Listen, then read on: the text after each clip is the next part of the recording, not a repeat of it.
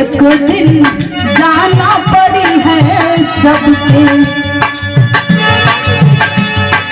एक दिन जाना पड़ी है सबके, कचहरिया हो सवरिया ओढ़ कलल की सवरिया।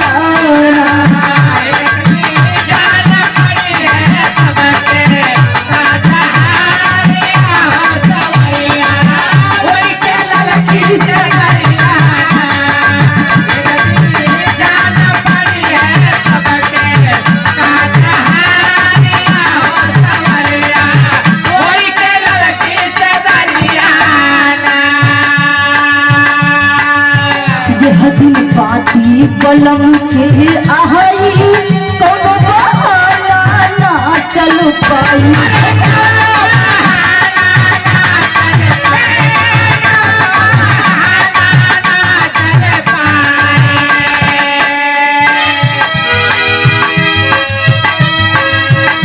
क्या बात।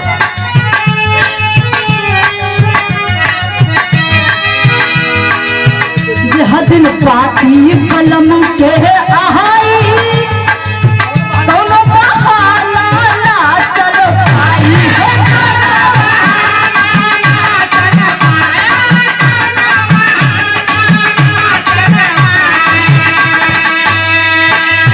बनी है घर कहे जो बाबा पसी पसी, बनी है घर कहे जो बाबा पसी पसी,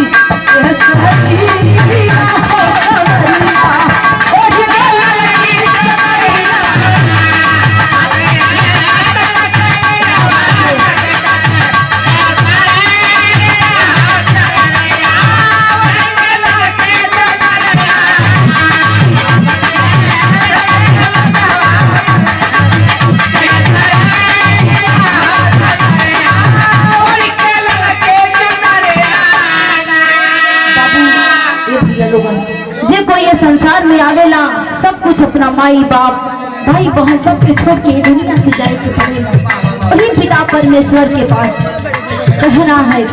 कैसे मालिक, क्या बात।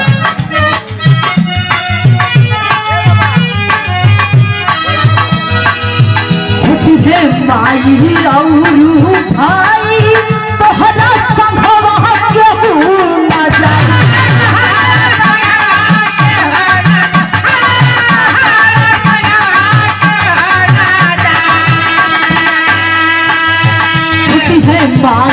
और भाई तोहरा संभवा केहू ना जाए,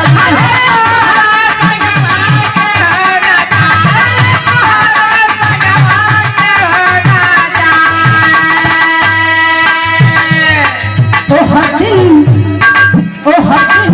लहू तो बिसरन भरिया, ओह दिन लहू तो बिसरन भरिया, सवरिया हो सवरिया ओह कलर की सवरिया।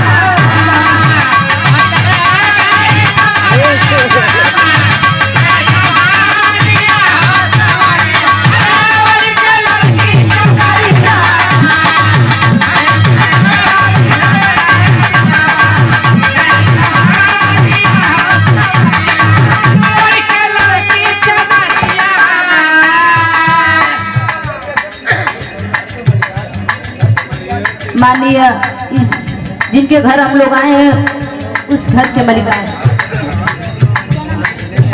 बेचन भैया, उनके तरफ से 50 रुपयों का पुरस्कार उनके चरणों में कोट से नमन करती हूँ। सादर जय भीम नमो बुद्धाय। कहना है ये बाबू ये भैया लोग जो कोई ये संसार में आइल बा अकेले आइल बा और अकेले दुनिया के छोड़ के जाए के बा, कहे के बा कैसे मालिक।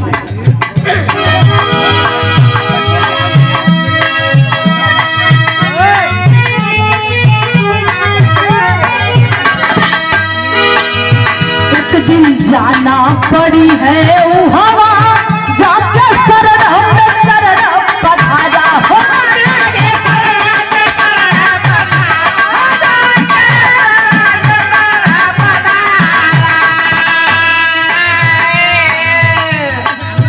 एक दिन जाना पड़ी है वो हवा जाके शरणम में चरण पधारा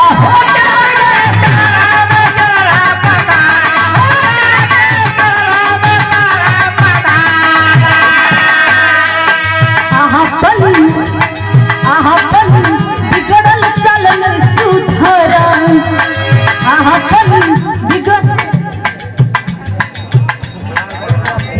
माननीय हमारे बड़े दादा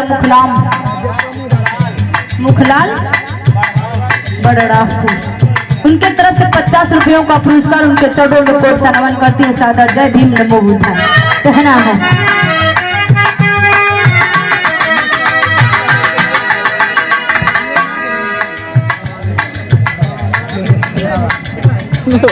रास्ता छोड़ के बढ़िया आदरणीय हमारे बेचन भैया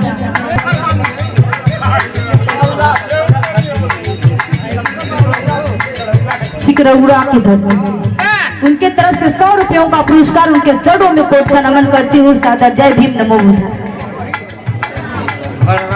बड़राम उनके धरती से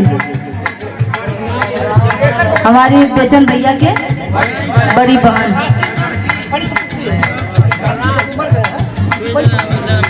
जो इस दुनिया में नहीं है, इस दुनिया को छोड़ के चले गए हैं, उनकी बड़ी लड़की की तरफ से 100 रुपयों का पुरस्कार उनके चरणों में कोट से नमन करती हूँ। सादर जय भीम नमो बुद्धाय कहना है।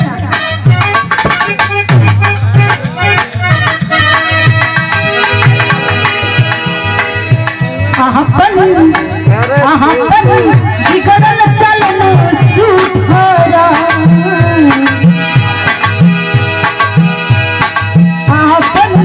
बिगड़ल चलन सुधारा के सवारिया हो सवरिया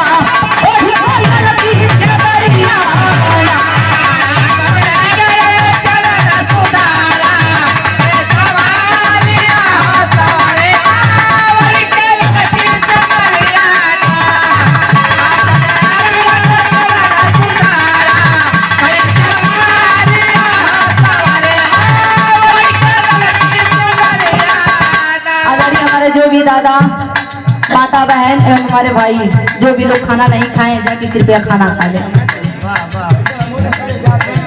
तू चल जेबा तो हमारा पूरा नवा चल जाए बजा के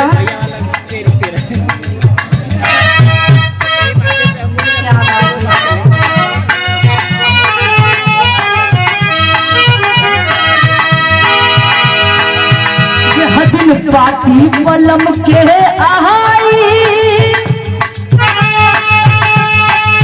कौन बहाना ना चल पाई है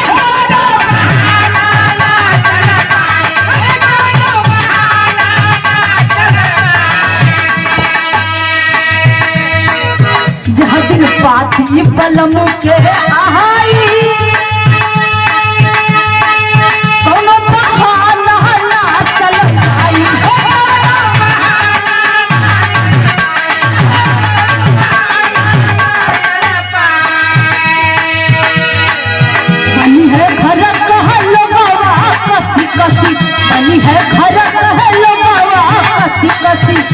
शरीरिया हो सवरिया ओढ़ ललकी सवरिया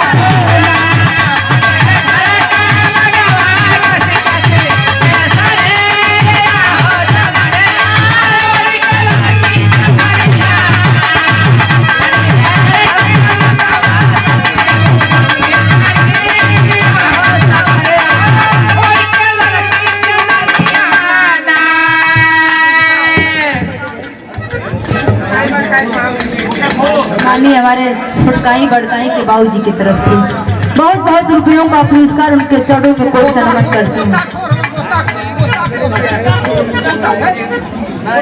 बजा क्या